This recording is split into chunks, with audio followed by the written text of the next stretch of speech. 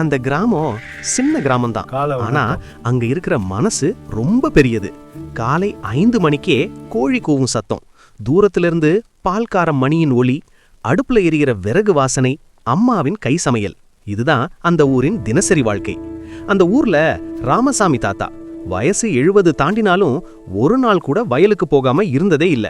அவர் சொல்லுவார், மண்ணு நம்மளை எப்பவும் கைவிடாது. ஒரு வருஷம் மழை போயிச்சுது. வயலெல்லாம் வெடிச்சு கிடந்தது. விவசாயக்காரங்க முகத்துல நம்பிக்கை மங்கி போச்சு. பல பேர் வேலைக்காக ஊரை விட்டு போக ஆரம்பிச்சாங்க.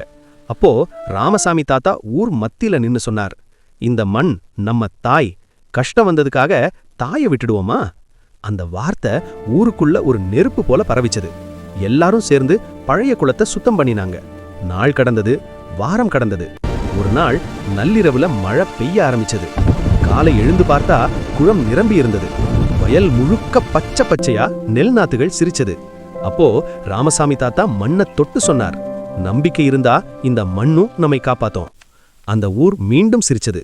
மண்ணின் வாசனையோடு மனசுகளும் மீண்டும் உயிர் பெற்றது.